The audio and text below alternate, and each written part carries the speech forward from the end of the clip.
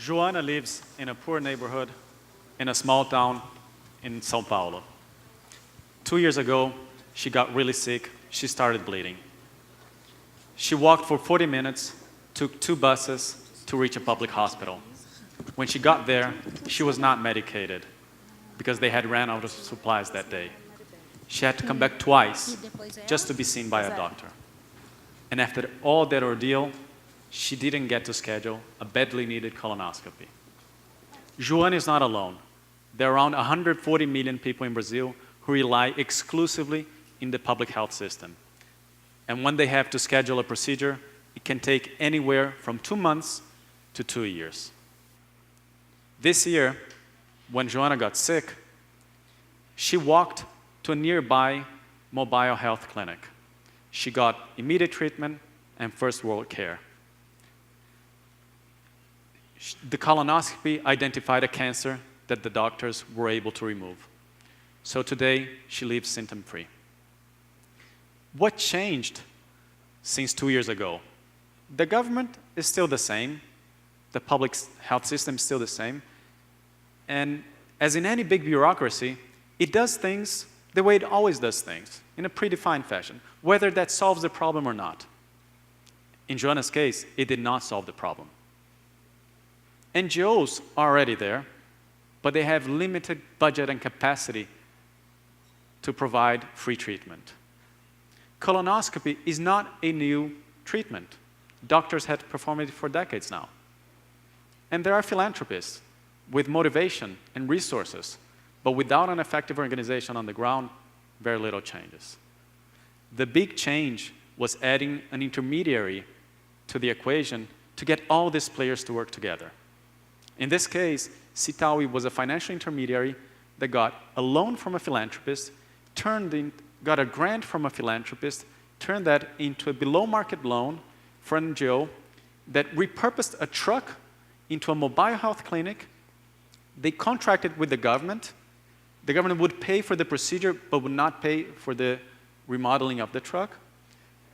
And that was just enough to help Joana. They repaid the loan, and the cycle restarted in another place. New truck, new mobile health clinic, new health services. If you have never tried to take a loan in Brazil, picture this. If you go to a bank and you deposit 100,000 reais, the bank might lend you 60,000 at 25 or even 35% per year. In our case, for comparison, we lend at a third to a half of that. And banks don't even want to open checking accounts for nonprofits. In our case, we welcome nonprofit and social enterprises. So I started Sawi to change the way we finance social impact in Brazil. We work under the motto, finance for good. Finance for good means more capital, more types of capital, and more efficient use and allocation of capital to transform more lives. This idea started about 6 years ago when I was working at a very well-known strategic consulting firm, and a friend of mine asked whether I would take a hypothetical position at the Clinton Foundation. Without thinking, I said yes. And that startled me. Not the yes, but the without thinking part. Because that meant there was something very clear to my soul that my brain was not picking up on. So I started to think about the key professional events that I have been in and who I was with and what was I feeling. And I remember 3 events. I remember talking to the CEO of a large multinational about a highly profitable investment plan. And I remember that I was happy then. I remember discussing with a panel that included a Nobel Prize winner strategies for increasing productivity in a sector in the country. I remember feeling proud that day. But I also remembered an opportunity I had to help a social entrepreneur with her challenges. That made me a better person. Can you imagine that? Can you imagine going to work every day and coming back a better person?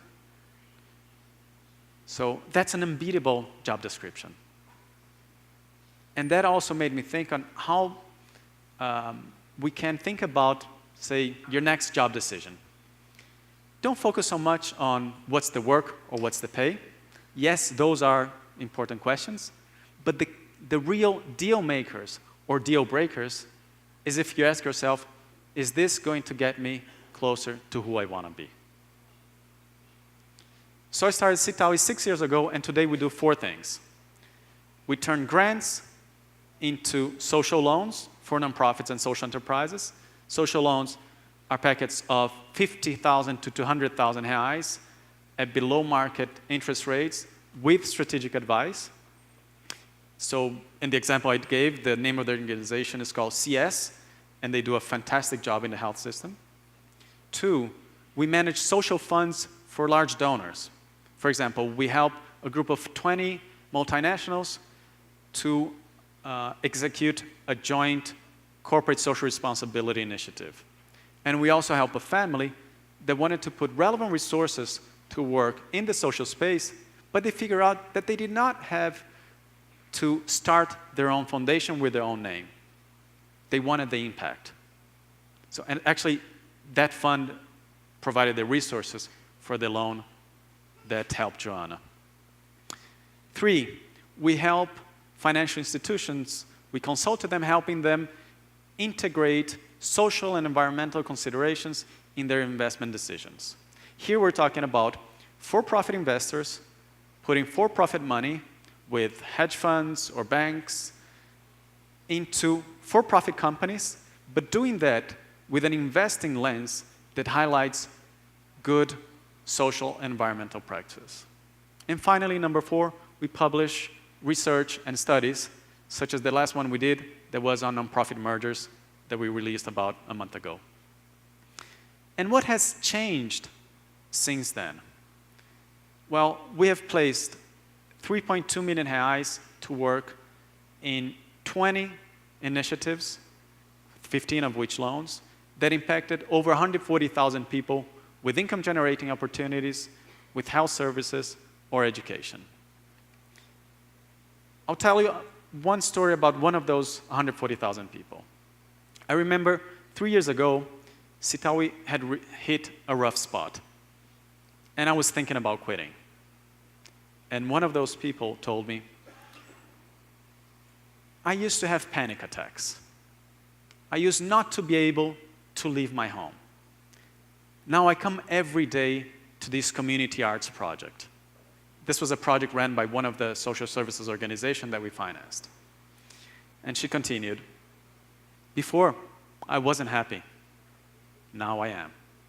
So needless to say, that gave me the renewed energy to lead Sawi to where we are now. So we also do it in a very efficient way. For every R$1 that we use in grants for operations, we allocate R$4 in the social space, and we still have another R$3 to allocate towards social and environmental initiatives as loans or as grants or as other support for this type of initiatives. Now, the key question is, how do we increase these numbers? How do we increase the social impact? How to go from one flower to a sea of flowers? And, well, we have 2 basic choices. We can either wait for the government to solve all our problems, or we can wait for the market to solve all our problems. But I don't really believe any of those will happen. What I truly believe is that if we want to build a better society, we have to take action. And that can be done in several ways. That can be done with your time, that can be done with your skills, and that can be done with your resources. So here I'm talking about giving. And I want to focus on giving, not because it's more important than the other ones, but because, as people say, the pocket is the most sensitive part of the human body, right? And in Brazil, in our culture, it's very uncomfortable to talk about that. And that's what we need to change. And also because our legal framework, although it's not fantastic, it's also not terrible. Government can contract with NGOs, NGOs can raise money from Brazil and abroad, and they can even get a loan. I'll tell you a quick version of how we can solve this problem without doing any work. All of you, or most of you, will have kids. I just had a daughter. The way we can solve the problem without doing any work is if when we start giving them an allowance, we divide it in 3 envelopes. We divide it into money to spend, money to save, and money to give. If we do that with our children, all we have to do is wait. When they grow up, they'll solve all our problems. Now, if you don't really think it's fair or reasonable to expect our unborn children to solve all our problems, we probably have to do something ourselves. Probably this generation has something to contribute. But just in case, don't forget, 3 envelopes. 1 to spend, 1 to save, 1 to give. So I'll do this quick experiment here. I'll ask for all of you who have given more than 4% of your income last year to stand up. So add all the money you made during the year, your salaries, your bonuses, your 13º, multiply that by 4%, and now add everything you gave to nonprofits and to causes last year. If what you gave is more than 4%, please stand up. Don't be shy, stand up. I see a couple of people standing up. Those of you who are still doing the math, that brother-in-law who always asks for money, he's not a cause. He doesn't count. Okay. I'll make it a little bit easier so more people can participate. Let's put the benchmark at 2%. So if what you gave last year times 2%, if what you made last year times 2%, you ended up giving more than that, please stand up. All of you who had stood up at 4%, if your math is correct, continue standing up. Okay. So we got some, I don't know, 15% of the audience, more or less. Don't sit yet.